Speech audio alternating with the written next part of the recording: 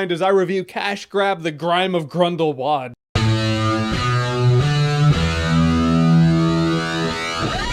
Fantastic Beasts: The Crimes of Grindelwald. So Crimes of Grindelwald is chapter 2 of the Harry Potter prequel series. First one being Fantastic Beasts and Where to Find Them. Now Fantastic Beasts: Crimes of Grindelwald, with not a lot of beasts. I wonder if they're going to keep calling it Fantastic Beasts, because the beasts don't seem too important at this point. Point is, Johnny Depp plays Grindelwald. Grindelwald's going after Ezra Miller's character Credence. We know that because a room full of people actually tell you that. That's how you find out. Just a room full of people vomiting exposition. Nothing more organic than a bunch of people just telling you the plot. So now Newt Scamander and his friends are trying to stop Grindelwald, and Grindelwald's trying to go after Credence for some Clearwater revival. And this movie is mostly, and for the most part, aimless as shit. For the life of me, I could barely tell you the plot of this movie, other than good guys going after bad guys going after someone else. It's full of characters I don't really care about. I wanted to care about them in Fantastic Beasts and Where to Find Them, and I did. I kind of latched onto them there. But then some of their stories ended, and in this one, they're back. Some of the dialogue for that explanation is, I thought we wiped your memory. It's like, oh, you tried, but it didn't work. Okay, guess it didn't work.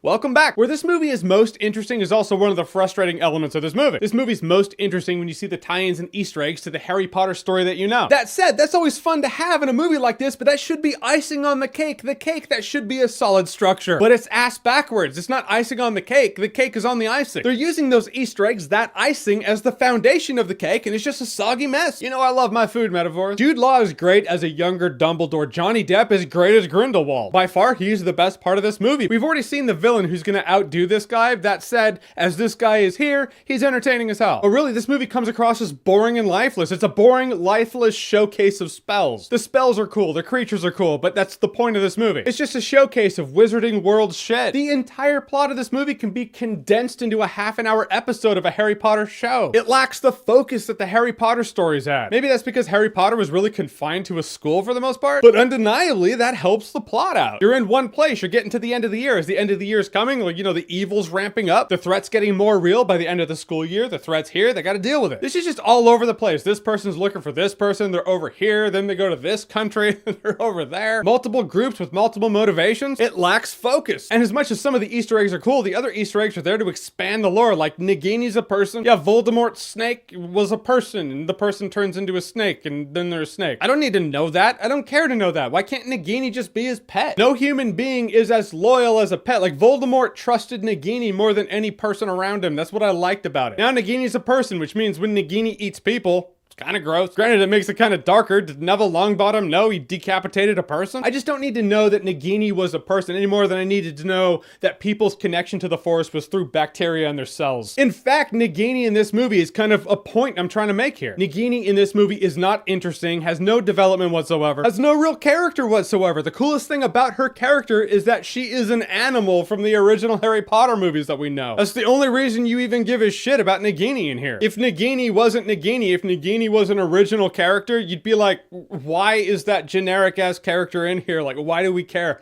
Who is that? Guys, in the end, the last part of the last act of the Crimes of Grindelwald, that was interesting. It's our way of seeing Voldemort's rise without actually seeing Voldemort's rise, because Grindelwald is not Voldemort. And by the time we saw Voldemort in the Harry Potter series, it was years after he gained his following. So now we see how someone like that can gain their following in the Wizarding world. I think that's cool. And where it leaves off to where the third movie could be a really interesting tale. An interesting tale that might render the first two useless, maybe. I don't know, I just wasn't feeling this. I felt none of the magic. Just a series of Easter eggs and throwbacks that are supposed to appease fans. But in the end, I feel like fans just want a better story. And if you can't think of a better story, maybe we shouldn't go back to the Wizarding world. The characters were hollow, the relationships between them were light, the plot's convoluted as hell, like they're just trying to fill in time. If just seeing Easter eggs and tie-ins to things you know in the Wizarding world is enough, then I think you'll probably have a good time with this movie. If you require more than that, you probably won't. And in the end, I'm just not gonna remember this one in T-1 day. Yep, already forgot. In this movie, you see a lot of spells, but you don't feel any magic.